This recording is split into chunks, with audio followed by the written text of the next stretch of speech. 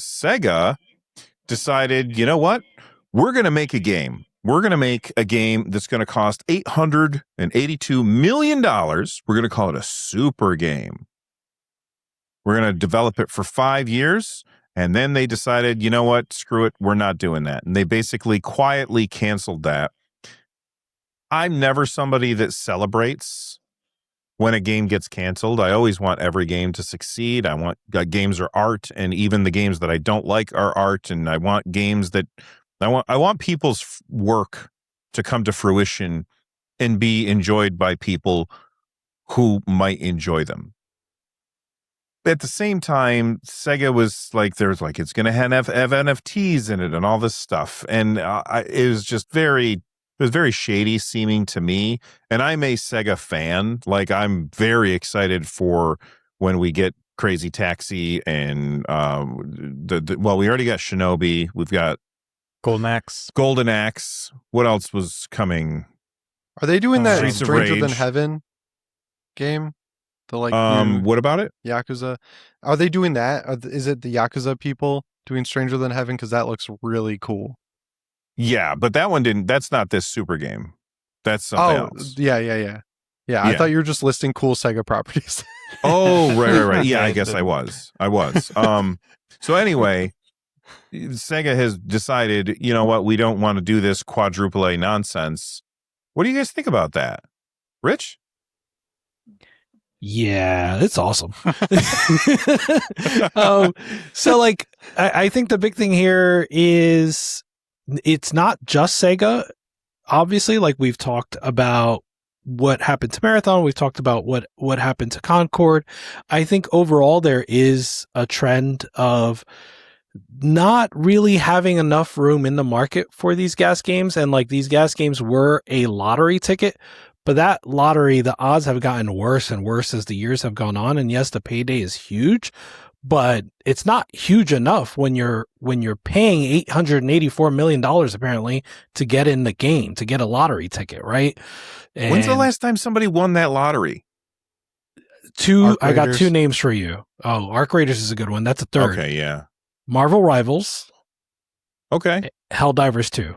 So those are three games, but I think these are all exceptions to the rule, right? Like I don't think that they won the lottery though. I think they all did well, but I think Fortnite is winning the lottery. I don't think that what those guys did is they succeeded. I don't think they won the lottery. I think that's fair. I don't have a bone to pick with that. I think that's a fair assessment. And then on the other side, we have Concord, Suicide Squad, X Defiant, High Guard, right? Marathon. Marathon did announce some new plans, which, so good luck to them. I said it last time. I do want that atmosphere, that art style. Like there's so much there, so much potential there that I want to see it, come to fruition. I don't have no love lost for whatever this Sega thing was. Right. I'm fine with this. Yeah. It's like a bad time. I will say it's genuinely surprising to see how good Forza Horizon 6 is doing, even though it's like only people that are paying the more expensive price to get on Steam. So there's like 160,000 people were playing for the more expensive version. And, it outside of that one thing, it doesn't seem like everything is all that rosy. You have Saharos not showing that it has good sales numbers. The God of War 2D game kind of just came and went and everyone forgot about it. It wasn't very good. I forgot about it.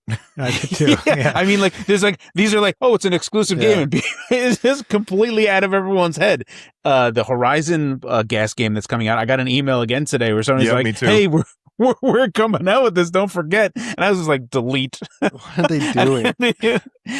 Yes, but Forza's not really like a super live servicey game because it doesn't have battle passes. I'm just talking about just like general game stuff, like the numbers it has offline of where things are. Yeah, I'm just saying like it. There's just been a lot of like downwardish trends lately. Where Arc Raiders just announced that they're switching to 2 updates a year. What was it before? That's a big slowdown. Like every month they were doing updates. Oh, wow. That's now the next one's in October now. Wow. And that game I just saw Sony has like a player count system now that shows you in the past week how many players played the top 10 games, and Arc Raiders was still pulling like 1 million people on PS5. I don't know what it's doing on Wow. Steam, but like That's I'm you're looking playing right now. 1 million people and you aren't Is it- making enough money to continue pushing out maps every month. Like that's kind of crazy. Is that 1 million So- like monthly? So monthly average users? I think it was the past week. It had a Weekly million average players. users. They say players, so like I don't know, however you want to calculate that. I'm but I'm gonna assume that's like not concurrent, right? They just had that many. yeah, come in the through past week. week, 1 million people played it Yeah. on Okay. PS5. Well, let me ask you guys a question. All right, I'm going to do the thing that I always do. I'm going to pick one of you. You guys are you're gonna make a prediction. The other guy's got to do over under. You guys ready? All right, Jimmy, I'm putting you in the hot seat, buddy. How many people do you think are playing Arc Raiders right now on Steam concurrently? 97,000. Okay, Russ, over under. Under. Carrie, Under. Rich. Under. My guess would have been around like 60. I was gonna say like 80 to 85. Yeah. I was gonna 80 go on the high 96. end, and it is a Friday night, so Yeah, Yes, it's I mean, it's Friday. a Friday night. Yeah, and they just have that's new true. content. That's true. Oh, That's I didn't know they had true. new console. Ooh, I'm still going under, but that's true. Now I'm questioning it. All right, what do we got, Bill? 67,860. Whoa, you guys are on. That's crazy. Yeah, I love don't that know. that little over under game. That's always fun. that's a good Yeah. game. Yep. All right. What's Marathon at? Like 6,000? yeah, let me 15,000. 15. Yeah, it's Yeah, I was 15. gonna say That's around 10 high. to 15. Yeah, We I'm have been getting looking right high now. destroyed Oh. in that game. I'm sorry, it's not 15, boys. It's 10,000. Ooh. Ooh. Well, actually, Yeah, it was 15 no, I'm last sorry. It's week. 11,000. 11,000. Wow. Yeah, it's still brutal. Yeah. The I do. fact that you said that they got PvE content coming out is very exciting to me because I have zero interest in playing against the sweats. Yeah, Dude, it's all definitely sweats the right sweats. now. Yeah. It's all sweats. It like I've logged on 3 times this week and it's just like we do Outpost and then, we're just dying. It's brutal. It's like freaking Vietnam. It's unreal.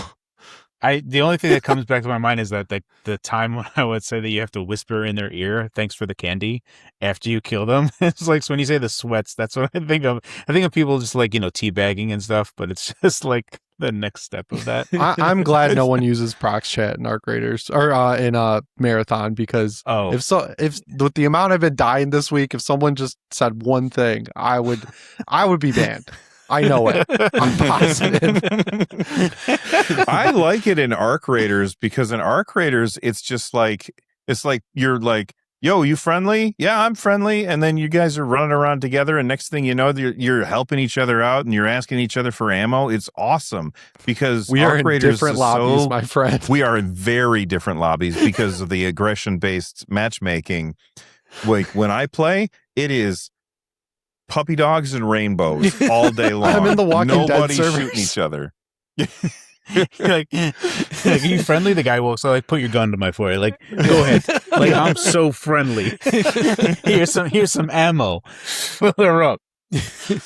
I'm just picturing that now, just putting the gun right to it. Yeah.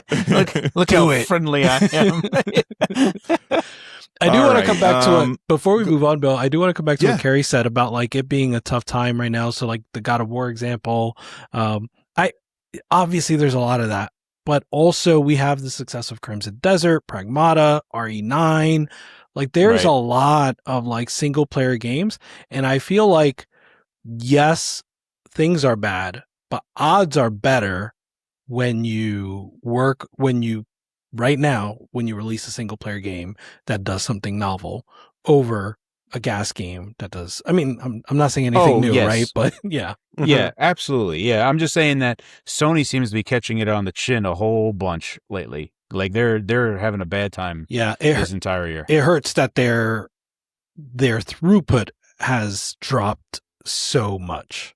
Like from Yeah, like 2023. right. So people were like, "Stop the GaaS games coming up with exclusives," and they're like, "Here's God of War 2D.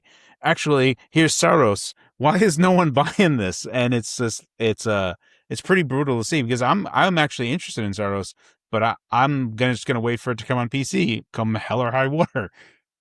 Yeah, when I saw Saros, I was like, that's the one where he makes weapons out of things in his It's like hand. No, that's Returnal. the one It's that's Returnal more 2. like, yeah, it's the one where you dodging like bullet hell stuff, right?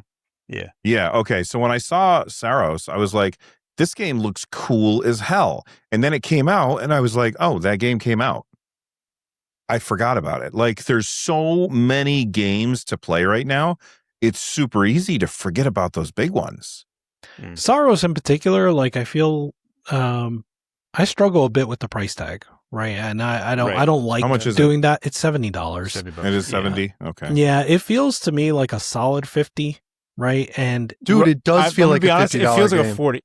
It feels like a $40 game to me. Just that's But fair. 50 like, is I'm the just new gonna, 40 right in this generation, like unfortunately. Mixtape came out at 20, I'm with and I Jimmy, feel but, like you know what I mean. Like Mixtape, the $20 price, I think is like okay. You guys were like, all right, you I raised a understand. good point. Yeah, You know what I mean? It's like you have to really understand what you're, coming out with. I don't know. 50 seems to still be too high for me as well, given for what it was, and to only be on PlayStation. let's just say 40 to 50, right? I think we're in the same ballpark, and I think another just ammo for that is like this also had a relatively short development time, and I don't want to penalize them for that. That's not my goal, but I think if you sell it at 40, you sell it at 50, you overall end up making more revenue. I'm not a business, I'm not a CEO, right? But that is my thought is that you overall end up making more revenue because you have more copies sold, and in the end, that's going to translate to more profit. That's my thought.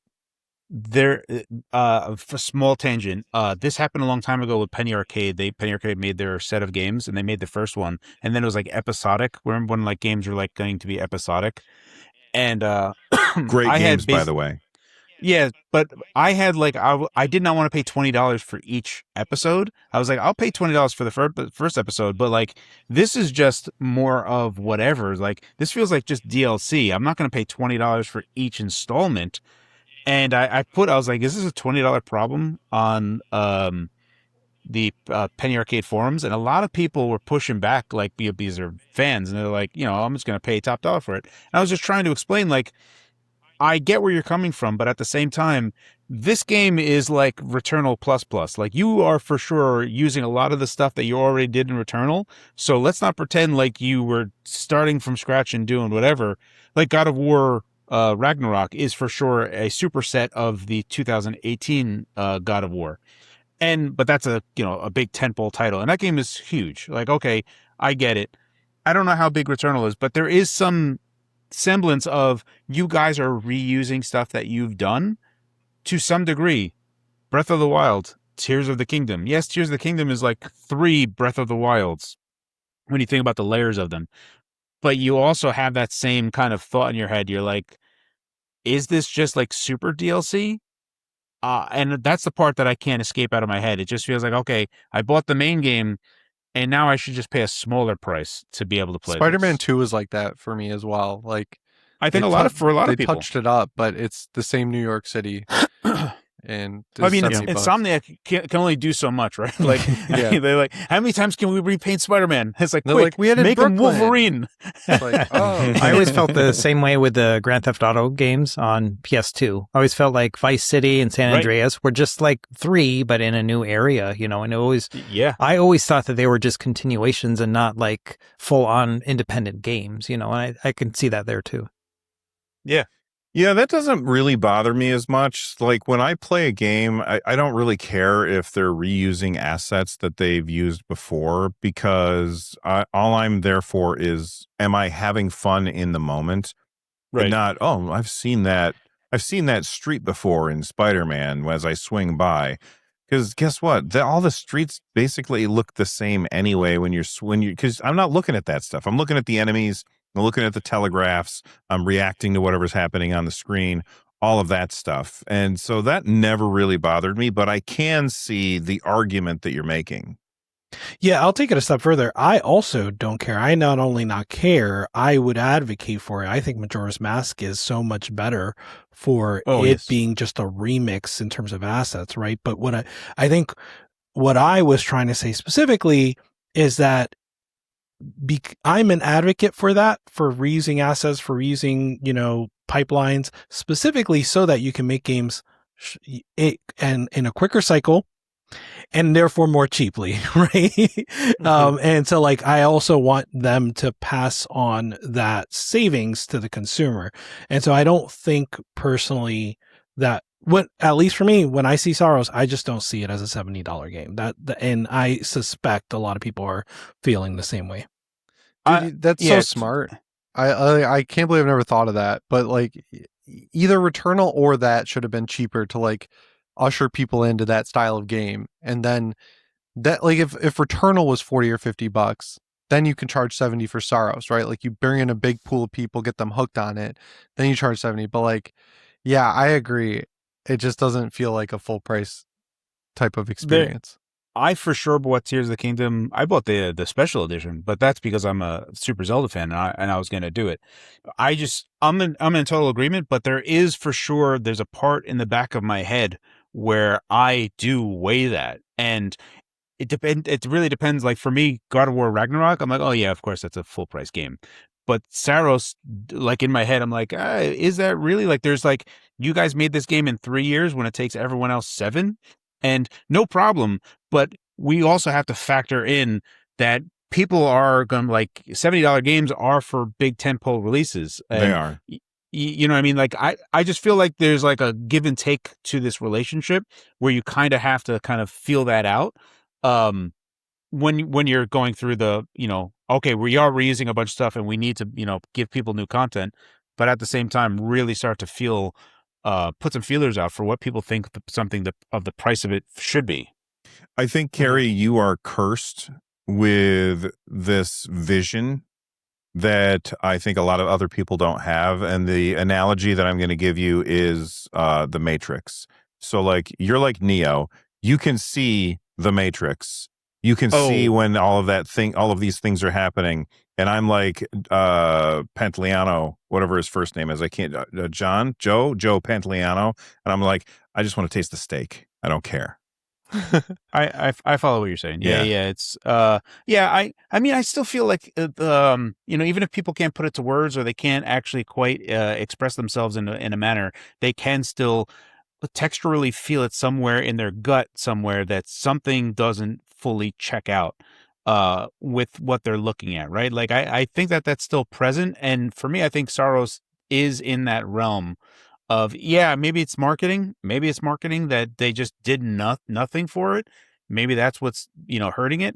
But I don't know. I just feel like even like Spider-Man 2 wasn't like really well received, generally speaking. It was just like, okay, it's more Spider-Man. Like we know what that's like, and I feel like that was felt palpably. Talking amongst the gaming side of the community. And Saros, I think, did not get the classic, 10 out of 10 lineup from Sony. And once people started being in the story got bad word of mouth. So it kept getting knocked from the jump. So there's like nothing really like, there are a few people who are saying like, you got to play this game. But I think the people who didn't connect with it kind of won out in the end.